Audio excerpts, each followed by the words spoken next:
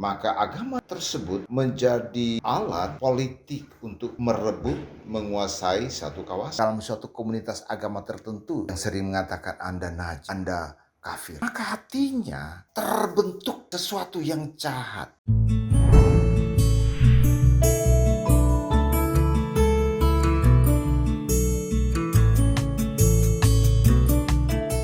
Ucapan bahagia. Wow, ungkapan yang sangat baik. Anda tidak akan menemukan di kitab-kitab lain, hanya di dalam Injil. Kenapa saya katakan begitu? Karena ungkapan bahagia itu relasinya adalah kerajaan Allah. Jika Yudaisme menjadi suatu agama atau Yahudi, ya mereka keluar dari tanah Mesir menuju ke tanah Kanaan. Yang terjadi adalah bagaimana mereka harus mempertahankan diri. Terjadi peperangan yang luar biasa. Mereka harus merebut sehingga bisa menduduki tanah Kanaan. Dan zaman itu sudah berlalu dan masuklah zaman baru ketika Allah berinkarnasi menjadi manusia. Ucapan bahagia hanya Anda dapatkan di dalam Injil. Kalau agama-agama lain, mulai dari awal pembentukan suatu agama oleh nabinya atau pengikutnya, maka agama tersebut menjadi alat politik untuk merebut, menguasai satu kawasan. Sekali lagi saya katakan, ada suatu agama yang dibentuk. Tujuannya adalah untuk tujuan politik, untuk merebut, menguasai satu kawasan. Dan muncullah kekuasaan-kekuasaan baru, raja-raja baru dalam metode religi atau agama. Dan itu terjadi, bukan cuma agama, mungkin juga agama suku, agama lainnya yang menganut kepada suatu kepercayaan, membentuk kekuasaan dengan metode kepercayaan dan membentuk suatu kekuasaan, dan pimpinan adalah tokoh religius, mengangkat pedang, berperang, merebut suatu wilayah. Itulah tujuan politik. Tetapi kekristenan tidak seperti itu. Yesus justru mengajarkan hal yang berbeda. Sangat-sangat berbeda. 2000 tahun yang lalu ketika dia datang ke dalam dunia ini, dia justru membawa damai. 9 ucapan bahagia Yesus. Mungkin Anda belum pernah mendengarkan itu, tetapi saya akan menyampaikan kepada Anda. Oke teman-teman, kita baca dari Injil Matius. Injil Matius pasal yang kelima, kita baca mulai dari ayat yang ketiga dan seterusnya. Ada 9 ungkapan bahagia Yesus. Pertama, berbahagialah orang yang miskin di hadapan Allah, karena merekalah yang empunya kerajaan sorga.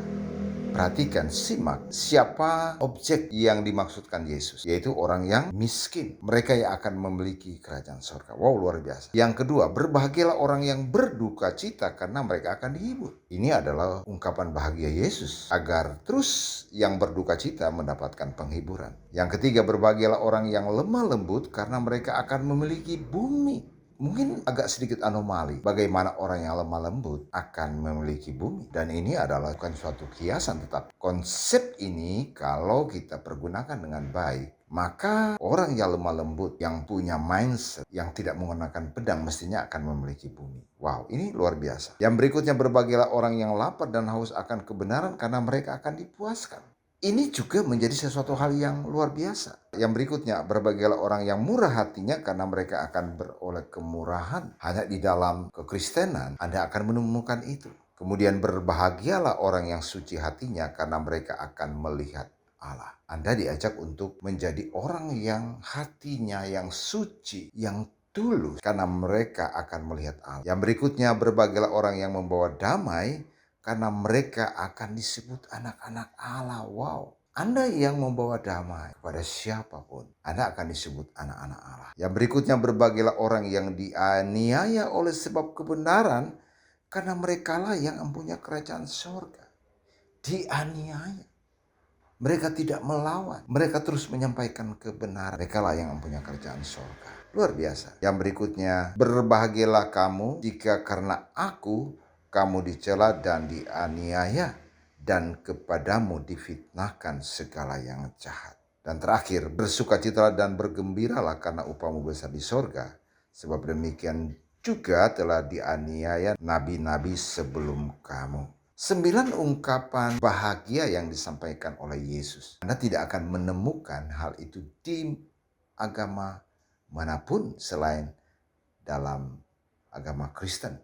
Ingat, Kekristenan bukan suatu agama, tetapi kekristenan adalah gaya hidup, mindset, pola pikir kerajaan Allah. Sebab kalau kekristenan sebuah agama, maka Anda akan terbentur oleh suatu aturan agama. Tetapi kekristenan tidak seperti itu. Tidak ada aturan agama yang sering kita dengar. Jika Anda tidak melakukan sembahyang, maka berdosa. Jika Anda tidak mencuci tangan, berdosa. Jika Anda menyentuh mayat, najis. Itu aturan-aturan agama. Tetapi kekristenan tidak.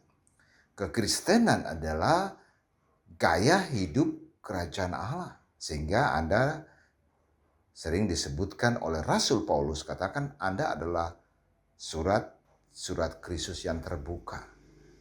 Anda adalah gambar Allah. Nah, ini yang harus kita ketahui. 9 ungkapan bahagia ini mestinya ini menggambarkan siapakah Anda sebenarnya. Saya melihat banyak orang yang meninggalkan Yesus karena mereka tidak cukup memiliki pengetahuan dan kecerdasan.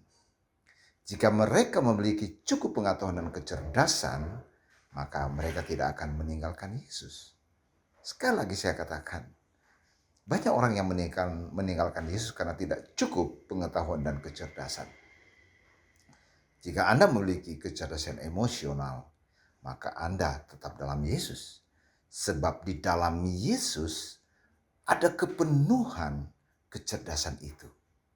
Jika Anda keluar daripada Yesus, maka akan terjadi apa yang akan terjadi buat Anda. Di luar Yesus, hati Anda bergelora. Ya, hati Anda menjadi hati yang hambar. Kenapa saya katakan begitu? Anda akan melihat seseorang berbeda. Anda akan melihat seseorang, wah dia ini najis. Wah dia ini kafir. Wah dia ini orang berdosa. Pasti dengan sendirinya ketika Anda menjadi sesuatu dalam suatu komunitas agama tertentu yang sering mengatakan Anda najis, Anda kafir. Maka hatimu terbentuk sesuatu yang jahat. Dan Anda tidak bisa akan membuang itu karena itu menyatu di dalam karakter keyakinan Anda. Sehingga Yesus katakan bahwa kuk yang engkau pasang di bahumu itu terlalu berat.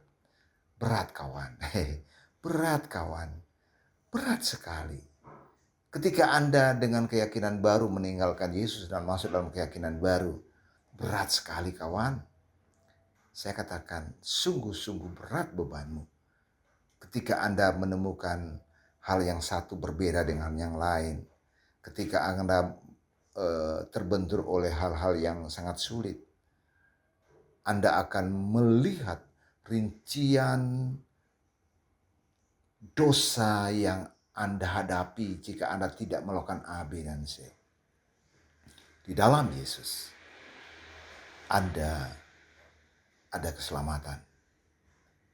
Ucapan bahagia Yesus memungkinkan Anda menjadi orang yang rendah hati, yang tulus, yang selalu bersuka cita. Tuhan Yesus memberkati. Amin.